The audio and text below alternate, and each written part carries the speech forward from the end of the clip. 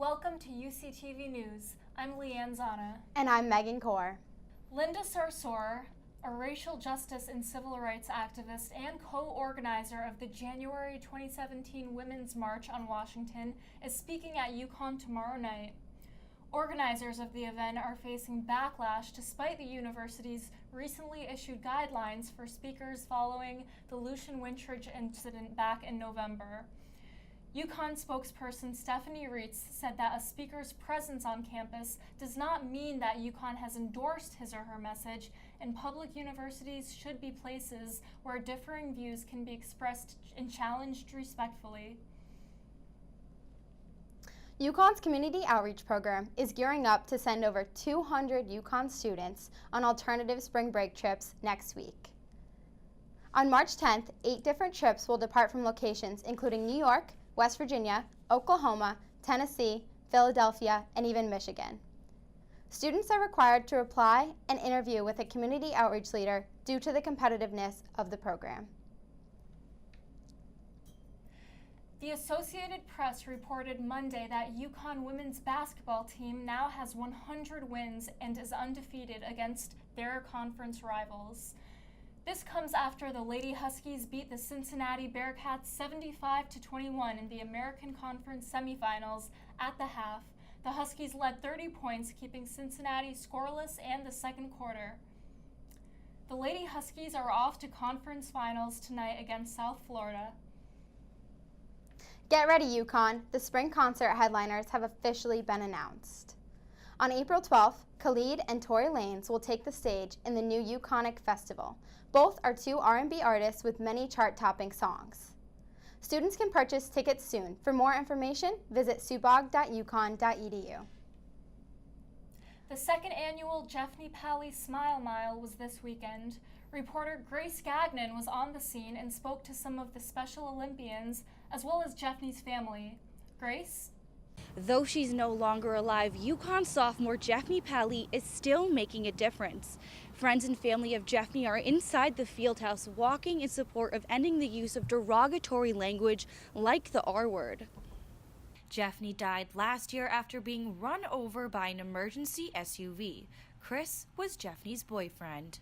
Jeffny Pally, who unfortunately passed away a couple years ago, actually came up with the idea of this event for the R-Word campaign. He organized the second annual Jeffny Pally Smile Mile with Special Olympics and community outreach in support of a campaign Jeffny was passionate about. Spread the word to end the word. It feels great, to know that she has had such an impact on so many people, all the people in there right now.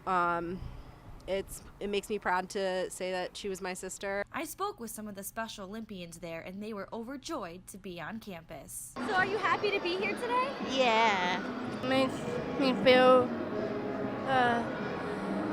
good. It's pretty cool. It's pretty neat. Jeffny's friends and family say they're happy to support something she strongly believed in. And it's, super inspiring for me because it's one thing to talk about inclusion, but it's another to actually do the work to make that happen. So it just means everything to, just put in the work for her. It's all we can do because she's literally the best soul ever. The event ended up raising over $2,000 for the R-Word campaign. For UCTV News, I'm Grace Gagnon. It's so great to see an event like this have such a great outcome for someone who was so devoted to the betterment of the special needs community. Absolutely. It's awesome they can honor her life in a way that helps the greater community at UConn. Now we move to catch up with the rest of Connecticut. A former ESPN employee is suing the sports network for what she described as a culture that is tolerant of sexual misconduct. According to the Hartford Courant, Adrian Lawrence's lawsuit addresses the inappropriate workplace behavior of John Buccigross, a sports anchor at ESPN. The allegations include vulgar texts and abuse of authority. Lawrence says that the organization ignored the complaints she filed with Human Resources.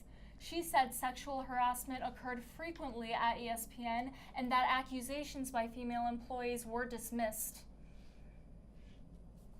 NBC Connecticut reports that the Connecticut Lottery plans to lower its flags outside its Rocky Hill headquarters today on the 20th anniversary of the murders of the 4 lottery executives. In 1998, an employee shot down the lottery chief and 3 other officials. 31 current employees worked on the day of the shooting. There will be no official remembrance, but the workers wanted to make sure to mark the anniversary in a statement by Governor Daniel Malloy. He says, "Looking back on that tragic day, our nation has not done enough to work on the threat of situations." The wish students were hoping for has been granted. All classes are canceled tomorrow due to the impending snowstorm. A winter storm warning is in effect for all of Connecticut from Wednesday morning to Thursday morning. Connecticut is expecting 6 inches of snow. The wind won't be bad as last week's storm. However, gusts will reach up to 30 miles per hour. Stay safe, Huskies. Capital Prep Magnet School in Hartford has increased police presence on Tuesday after rumors of a potential shooting. A school security guard was notified when a parent called to share the rumor their daughter heard amongst peers. Police said that the alleged threat stated that a suspended student would shoot another during school. Police found no evidence to confirm the rumor. It really hits home that something like this can happen so close to our community. I know, everyone is on high alert and we're living in very scary times. True. Next up, we move to talk about the events in the rest of the country. The FCC voted in favor of repealing net neutrality back in December, but now Washington State has answered back.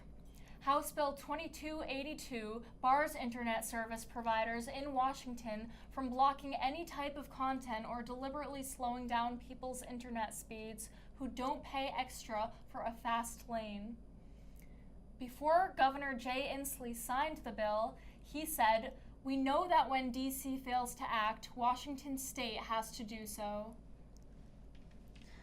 According to the New York Times, amidst ongoing gun law debate, the suggestion to arm teachers was proposed by the president. Now, as a form of compromise, Republican legislative leader has suggested arming school librarians, counselors, and coaches. The Senate agreed to exempt only teachers who work full-time from being armed on campus in the proposed legislature. ABC News reports a man was arrested Sunday night at the Governor's Ball after stealing an Oscar winner's award. Actress Frances McDormand noticed that her award for Best Actress had gone missing after the ceremony. Police arrested 47-year-old Terry Bryant, who had a ticket for the event. Bryant was held on a $20,000 bail on Monday. The New York Times reports that days after the powerful storm ripped through the Northeast Friday, hundreds of thousands are still without power. The storm, which involved waves of rain, snow, and ice, left 8 people dead. At its height, more than 2 million people were without power over the weekend. It's crazy how one day it can be 60 degrees and the next day 8 people can die from a winter storm. You never know what to expect. Coming up, we'll talk about politics around the United States. CNN reports the U.S. Office of Special Counsel announced that White House aide Kellyanne Conway violated the Hatch Act twice during last year's Alabama election. The Hatch Act is to prevent members of the government who do not have explicit political roles, like the president, to engage in political activity. The agency says Conway mixed government business with political views about candidates in the Alabama election. Henry Kerner, part of the special counsel, says that Conway's violations will have disciplined actions. The White House has yet to respond for comment. President Donald Trump announced his plan to raise tariffs on aluminum and steel imports to the United States. Several members of the GOP, including House Speaker Paul Ryan, expressed disapproval with Trump's tariff plan. According to CNN, GOP aides are working to convince Trump to reconsider this action. Conservatives are worried the plan to raise tariffs on aluminum and steel imports could lead to a trade war and economic deficits. That does it for us tonight here at UCTV News. Be sure to check out our YouTube channel, UCTV Channel 14, and tune in next Tuesday for another edition of UCTV News.